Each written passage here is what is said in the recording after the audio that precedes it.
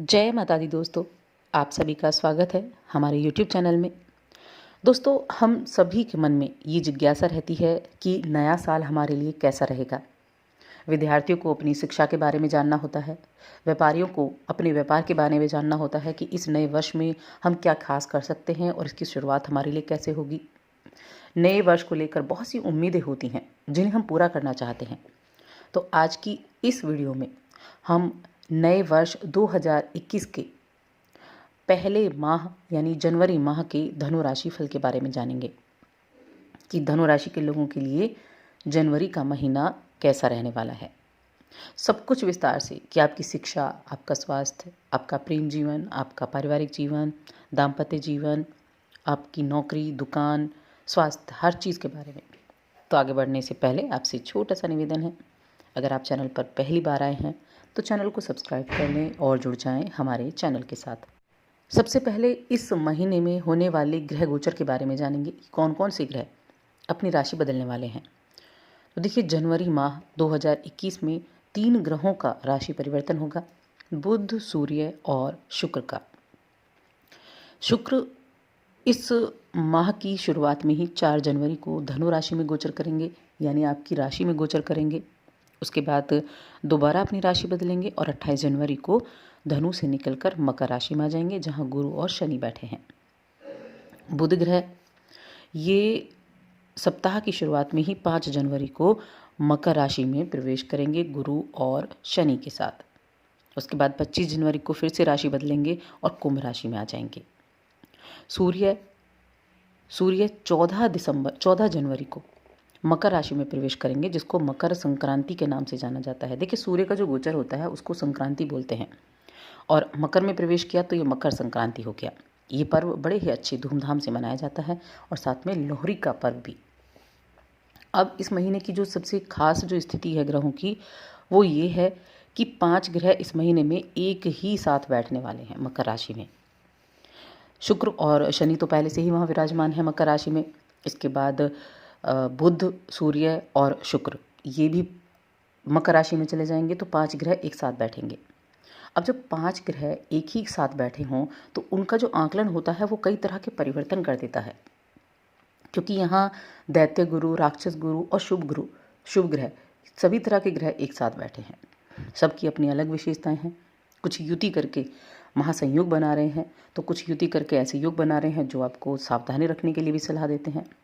तो किस तरह से इनका आकलन होगा और किस तरह से आपके साल की शुरुआत को ये खास बना सकते हैं या सावधानी दे सकते हैं। तो सबसे पहले बात करेंगे हम आपके पारिवारिक जीवन के बारे में। परिवार अच्छा है तो सब अच्छा है। अगर धनु राशि के जातक किराए के मकान में रहते हैं तो इस महीने मकान मालिक से थोड़ी सी समस्या हो सकती है, जिसके कारण घर में चिंता बन सकती है। तो आपको इस दौरान थोड़ा संयम रखना होगा। पड़ोस के जो लोग हैं उनके साथ भी संबंध आपके थोड़े कटु हो सकते हैं, लेकिन बच्चों के साथ घूमने जाने का प्लान आपका बनेगा, और ये प्लान अगर बन जाता है तो आपकी जो कड़वाहटें हैं ये सभी दूर हो जाएंगी, क्योंकि ऐसी अड़चनें तो कोई ना कोई आती ही रहती हैं। अगर आप प्लान करते हैं घूमने का तो आप निश्चित रूप से जाएं, इससे आपका मूड भी फ्रेश होगा और आपको अच्छा भी लगेगा। इस महीने में रिश्तेदारों के घर आना जाना हो सकता है और कुछ समय उनके साथ भी व्यतीत हो सकता है। यदि आपके पास कोई पुरानी प्रॉपर्टी पड़ी है तो उसे बेचने का विचार आप कर सकते हैं इस महीने में, या पैसों का कहीं निवेश किया हुआ है तो वहाँ उससे भी कुछ ऐसी उम्मीदें बनती दिख रही हैं कि उस निवेश से भी आपको लाभ हो सकता है। घर के किसी काम से आपको कहीं दूर की यात्रा भी करनी पड़ सकती है, उसके संकेत भी मिल रहे हैं। अब व्यापार और नौकरी करने वाले लोगों के बारे में जानेंगे। अगर आप नौकरी करते हैं तो अपने पुराने सहकर्मियों से नई जॉब के या कुछ नए सुझाव आपको मिल सकते हैं, या तो आपके साथ काम करने वाले कुछ नई जॉब का ऑफ़र आपको दे सकते हैं कि आप वहाँ जाकर जॉब कर लें, वो अच्छा है, आप सैलरी ज़्यादा मिलेगी, ऐसा कुछ हो सकता है। या कुछ अच्छे सुझाव आपको दे सकते हैं, हो सकता है व्यापार करने के सुझाव दें। तो उनकी बातों को ध्यान से सुनें, अब फिर बाद में जो आपका निर्णय हो उस निर्णय को लें। हो सकता है आपके काम की बातें हों। कुछ लोगों का किसी कारणवश जॉब में मन नहीं लगेगा, मोह भंग हो सकता है। किसी बात को लेकर परेशानी थी, नौकरी में मन नहीं लग रहा है, ऐसी स्थिति हो सकती है, या आप अपने बॉस से खुश नहीं हैं, बॉस के व्यवहार से खुश नहीं हैं, तो ऐसी स्थितियाँ भी बन सकती हैं। व्यापारियों की बात यदि की जाए तो व्यापारियों को थोड़ा सावधानी रखनी होगी इस महीने में। तो शुरुआती दौर में थोड़ी सा परेशानी हो सकती है, लेकिन ज़्यादा समय नहीं रहेगा। उसके बाद आपका जो स्थितियाँ हैं वो ठीक होंगी। आपके मार्केट में, बाज़ार में कुछ नए दोस्त बनेंगे, जिस कारण आप कुछ बेहतर कर पाएंगे। पैसों के लेन देन के समय सावधानी बरतें, वरना नुकसान हो सकता है, इसलिए पैसे का जब भी लेन देन करें तो सावधान रहें।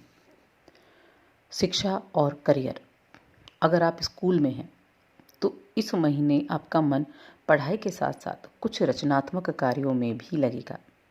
आप अपनी रुचि के अनुसार काम करेंगे और इसमें आपको अपने पिता का सहयोग भी प्राप्त होगा। हालांकि कुछ समय के लिए थोड़ी भ्रम की स्थिति बन सकती है किसी बात को लेकर, लेकिन अगर आप मन लगाकर काम करते हैं तो ये स्थिति आपके लिए बहुत बेहतर होगी इस महीने में। बस मन लगाइए और अपनी पढ़ाई पर ध्यान दीजिए। जो हायर एजुकेशन वाले हैं, कॉलेज में जाते हैं छात्र, उनको इस महीने अपने करियर पर ज़्यादा ध्यान देने की आवश्यकता होगी।